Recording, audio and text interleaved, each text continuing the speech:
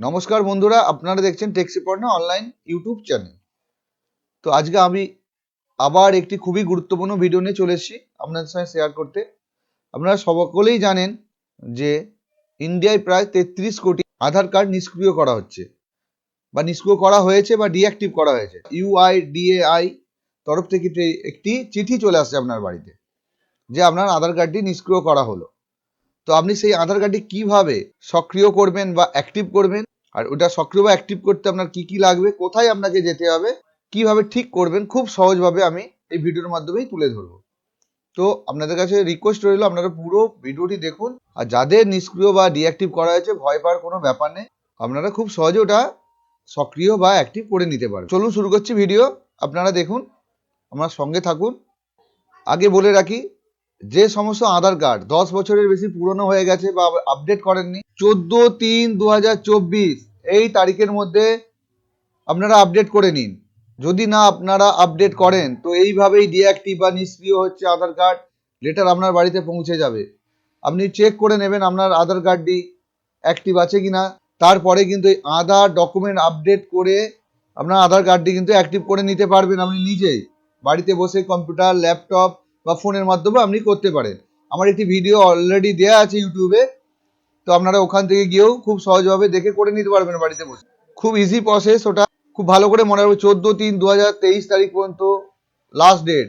এখন কিন্তু free of কস্টে, কোনো টাকা লাগছে না। এরপরে কিন্তু কস্ট হয়ে যাবে, মানে টাকা লাগবে, মানে 50 কিংবা 100 টাকা লাগতেই পারে। দেখুন, বাতিলের খাতায় বহু আধার কার্ড, আশঙ্কা সত্যি হলো অবশেষে আধার কার্ড নিষ্ক্রিয়করণের চিঠি আধার ডিঅ্যাক্টিভেশন পোস্ট অফিসের স্পিড পোস্টের মাধ্যমে যাচ্ছে বাড়ি বাড়ি। আপনি পেয়েছেন নাকি এমন চিঠি, দেখুন বিস্তারিত।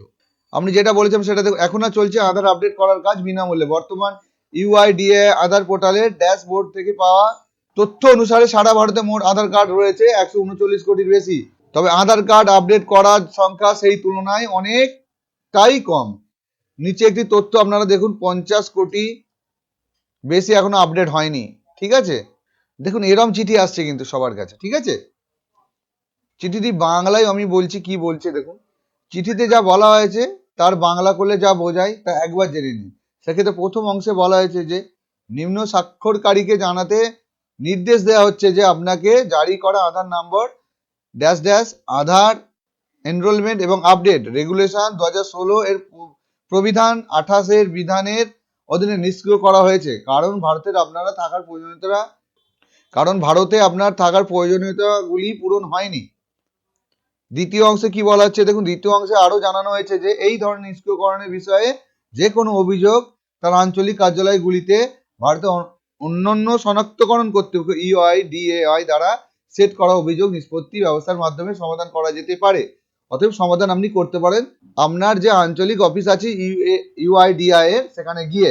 আঞ্চলিক অফিসগুলির তালিকা এবং তাদের ঠিকানা এবং যোগাযোগের বিশদ বিবরণ ইউআইডিএআই এর ওয়েবসাইটে থেকে দেখুন। ওয়েবসাইটটা এখানে দিয়ে দিয়েছে, আপনারা এই ওয়েবসাইটের মাধ্যমে জেনে নিতে পারবেন রিজিয়ন অফিস কোথায় আপনাদের। ঠিক আছে, তার অর্থ এটা বোঝা গেল যে এই আধার নিষ্ক্রিয়করণে, আধার ডিঅ্যাক্টিভেশন করার পর থেকে আর সেই আধার কার্ড নিয়ে কোনো কাজ করা যাবে না। তাহলে কি আবার নতুন করে বানাতে হবে আধার কার্ড? সেটি কখনোই সম্ভব নয়, কারণ একজন ব্যক্তির নামে আধার কার্ড একবারই ইস্যু হয়। তাহলে এই ধরনের আধার নিষ্ক্রিয়করণ চিঠি পেলে কি করতে হবে আপনাকে, স্টেপ বাই স্টেপ আমি বলছি, আপনারা ভালো করে জেনে নিন। দেখুন, চিঠিতে স্পষ্ট বলা রয়েছে যে যদি আপনি ফের এটি সক্রিয় করতে চান তাহলে আপনাকে আঞ্চলিক অফিসে যোগাযোগ করতে হবে। ওই যে ওয়েবসাইটের উপরে দেওয়া আছে, ওখানে আঞ্চলিক অফিসে আপনারা পেয়ে যাবেন, আপনাদের কাছাকাছি আঞ্চলিক অফিস আছে, সেখানে আপনাদের যোগাযোগ করতে হবে। অর্থাৎ এই ধরনের চিঠি ইস্যু হয়ে গেলে আর কোনো লোকাল আধার সেন্টার বা পোস্ট অফিসে গিয়ে কোনো কিছু আপডেট করা যাবে না, তাকে যোগাযোগ করতে হবে নিজ নিজ রাজ্যের রিজিওনাল অফিস। এছাড়া আপনার টোল ফ্রি নাম্বার আছে দেখুন, 1947, এই যে টোল ফ্রি নাম্বার আছে, এতে কল করেও আপনি জেনে নিতে পারেন বিশদভাবে। তারপরে কি বলেছে দেখুন, UIDAI the unique identification authority of India, UIDAI অথবা আধার পরিষেবা কেন্দ্রের এক ইনচার্জের দেওয়া তথ্য অনুযায়ী যদি এই সময়ে বিগত 10 বছরের মধ্যে আধার কার্ডে কোনো ধরনের সংশোধন করে থাকেন তাহলে ওই ইকোআইসি অবশ্যই হয়েছিল। কিন্তু এমন অনেকে রয়েছেন যাদের ঠিকানা, মোবাইল নাম্বার একই থাকে বা আধার কার্ডে তৈরির পরে অন্য কোনো উপায়ে কোনো পরিবর্তন হয়নি। এই ধরনের আধার কার্ডধারীদের জন্য ইকোআইসি করা বাধ্যতামূলক। ইকোআইসি না করলে আধার কার্ড বাতিল হতে পারে। যারা এই কাজ করেননি তারা দ্রুত সেরে ফেলুন এই কাজ।